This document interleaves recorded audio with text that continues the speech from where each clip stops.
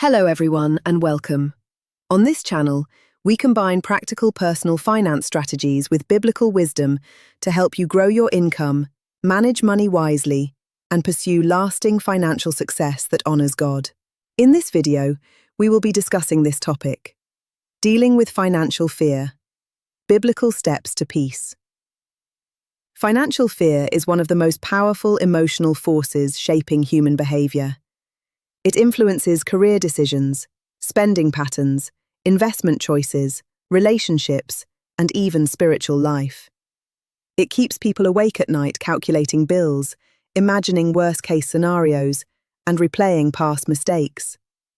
It can grip both the wealthy and the struggling because fear is not eliminated by income level.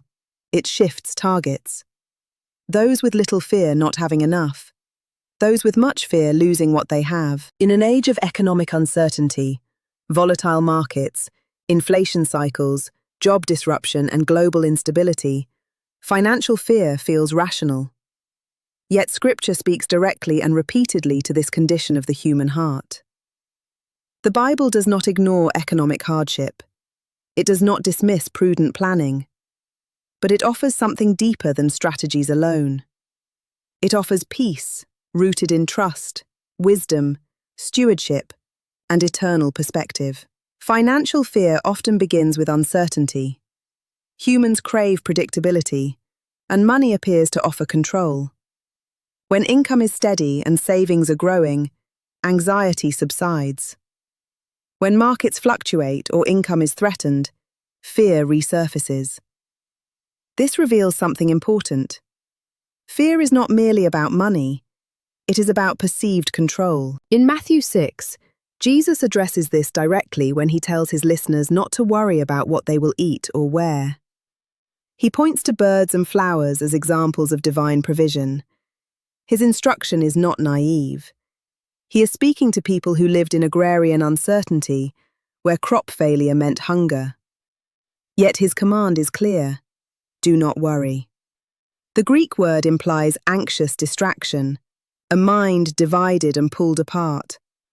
Financial fear divides the mind. It consumes attention, diminishes joy, and erodes trust. The biblical path to peace begins with recognizing God as ultimate provider. This does not negate human responsibility. Scripture consistently affirms diligence, planning, and wise management. Proverbs praises the ant for preparing in summer. Joseph in Genesis stores grain during years of abundance to survive famine. The Bible endorses foresight, but it draws a line between preparation and panic. Preparation acknowledges uncertainty while trusting God. Panic assumes everything depends on personal control. Psalm 24 declares that the earth is the Lord's and everything in it. Ownership ultimately belongs to God. When we understand ourselves as stewards rather than absolute owners, the psychological weight shifts. We manage resources entrusted to us rather than clinging to them as ultimate security. Modern financial planning echoes this principle in its emphasis on risk management and diversification. Advisors counsel emergency funds, diversified portfolios, insurance coverage, and long-term strategy. These are wise practices. Yet even the most diversified portfolio cannot eliminate all risk. Economic systems are complex and interconnected. Black swan events occur, health crises arise, employment landscapes shift. The illusion of total control eventually breaks. When faith is placed solely in financial systems, peace becomes fragile. When faith is placed in God, systems become tools rather than foundations. Fear also thrives on comparison. In the age of social media and digital exposure, individuals constantly see curated images of others' success. Homes, vacations, vehicles, career milestones, investment wins, all displayed without context. Comparison amplifies dissatisfaction and breeds anxiety. Ecclesiastes warns that chasing after the wind brings emptiness. Financial fear often stems not from absolute lack, but from perceived insufficiency relative to others. Contentment becomes essential in dismantling comparison-driven anxiety. Paul writes in Philippians 4 that he learned to be content in all circumstances. Learning implies process. Contentment is cultivated, not automatic. It grows through gratitude, perspective, and repeated trust in God's faithfulness. Another root of financial fear is debt.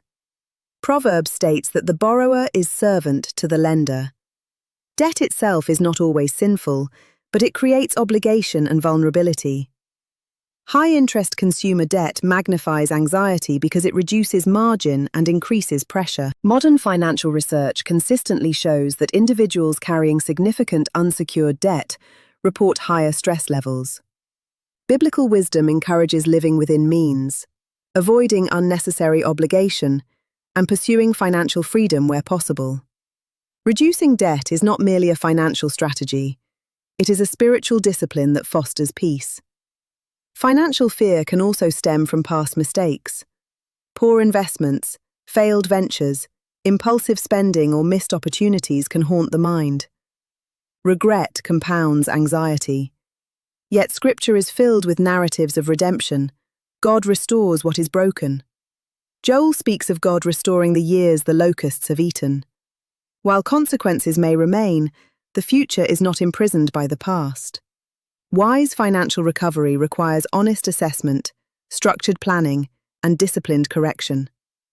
It also requires releasing shame and embracing growth. Fear that is anchored in regret must be replaced with responsibility and hope. One of the most powerful biblical antidotes to fear is prayer.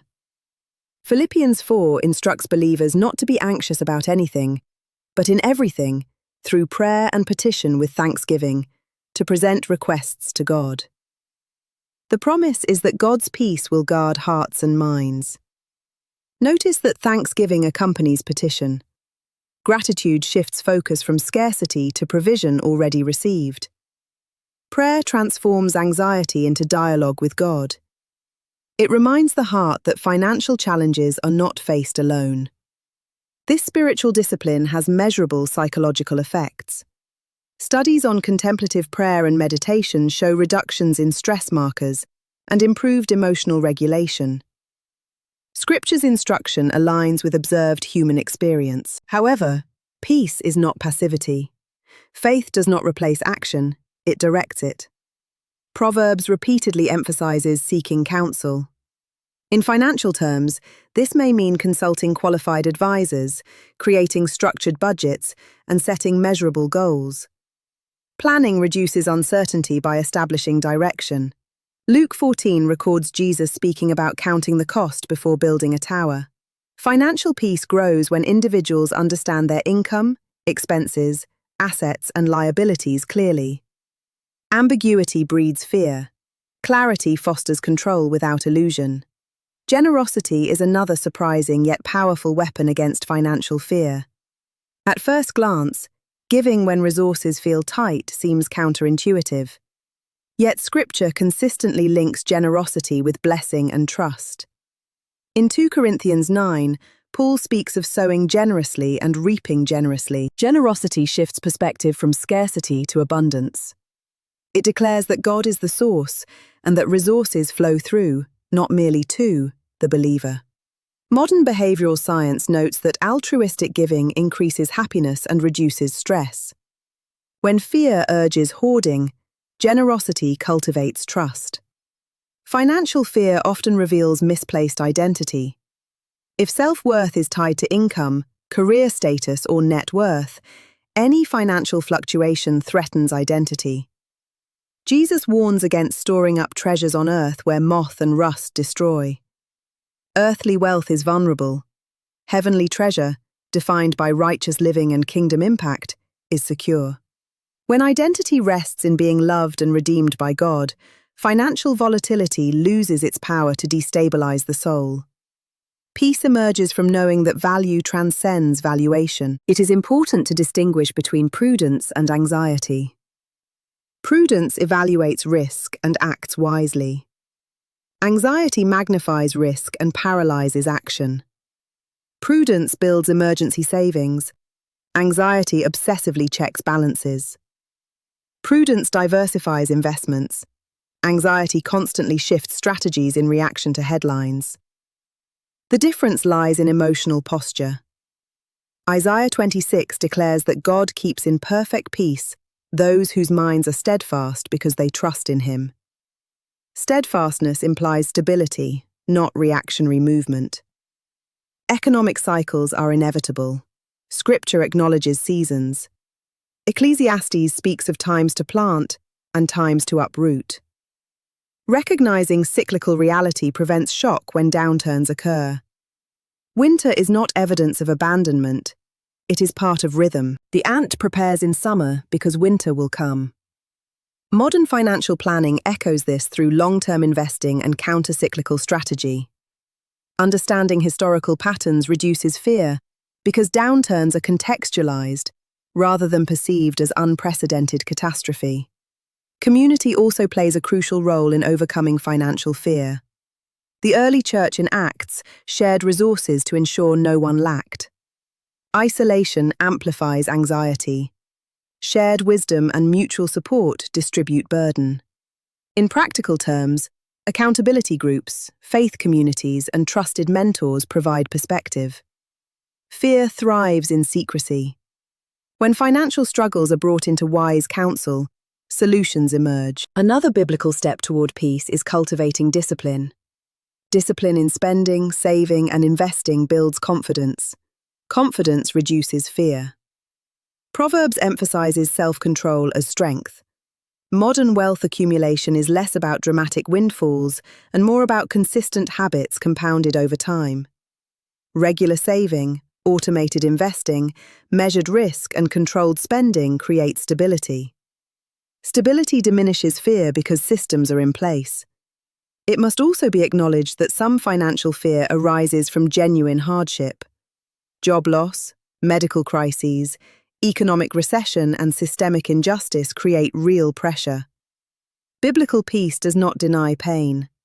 The Psalms are filled with honest lament. David cries out in distress while affirming trust.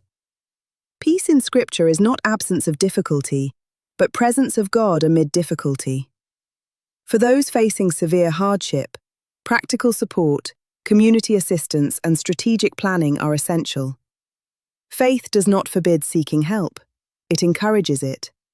Jesus' teaching about daily bread offers profound financial insight. When he instructs his followers to pray for daily bread, he emphasizes dependence one day at a time. Financial fear often projects decades into the future, imagining compounded disasters. While long-term planning is wise, obsessive projection fuels anxiety. Focusing on faithful stewardship today reduces mental overload. Tomorrow's provision will require tomorrow's grace. Modern neuroscience reveals that fear triggers fight or flight responses, narrowing cognitive flexibility. Chronic financial anxiety impairs decision-making. Scripture's repeated command to fear not is therefore practical. Calm minds make wiser financial decisions. Peace is not merely spiritual luxury, it enhances cognitive clarity. Trusting God creates mental space necessary for rational planning. Hope is central. Romans speaks of hope that does not disappoint because God's love is poured into hearts. Financial fear often stems from hopeless narratives. I will never get ahead. The economy will collapse. My mistakes are irreversible. Hope counters these narratives with possibility rooted in divine faithfulness. Hope fuels perseverance in disciplined habits. Ultimately, biblical peace regarding finances is anchored in eternal perspective. Jesus asks, what it profits a person to gain the whole world, yet forfeit the soul. Wealth has limits. It cannot secure eternity. It cannot eliminate mortality. It cannot guarantee fulfillment. When eternity is prioritized, temporal fluctuations shrink in proportion. This does not trivialize present needs, but contextualizes them. To move from fear to peace requires intentional practice. Begin by acknowledging fear honestly before God. Name specific anxieties rather than suppressing them. Create a clear inventory of financial reality. Knowledge dispels vague dread. Establish an emergency fund progressively, even if starting small. Develop a written spending plan aligned with values. Eliminate high-interest debt systematically. Diversify investments prudently with long-term perspective. Seek wise counsel where needed. Practice regular generosity, even modestly. Cultivate gratitude daily. Limit exposure to fear-driven financial media cycles. Anchor identity in Christ rather than in financial metrics. Pray consistently, combining petition with thanksgiving. When markets fluctuate, remind yourself of historical resilience. When income feels uncertain, focus on skill development and adaptability. When comparison tempts anxiety, withdraw attention and refocus on purpose. Build rhythms of Sabbath rest to interrupt relentless striving. Teach children principles of stewardship and trust early, shaping generational peace. Financial fear loses its grip when trust grows stronger than uncertainty. Peace does not require perfect circumstances. It requires steady faith. As you align financial practices with biblical wisdom, stewardship, contentment, generosity, diligence, community, and prayer, you build not only wealth but resilience. And resilience anchored in God produces a calm confidence that no market can manufacture. In the end, financial peace is not found in predicting the future flawlessly, but in trusting the one who holds it. The path is neither reckless disregard nor obsessive control. It is faithful stewardship, combined with unwavering trust. When you walk that path, fear diminishes, clarity increases, and peace guards your heart. That peace becomes testimony. It demonstrates that while economies rise and fall, God remains constant, and in that constancy, the soul finds rest. So we have come to the end of this video. Thank you for watching, and I hope you enjoyed it. Please remember to like and share this video, and also subscribe to our channel for more content. Thank you.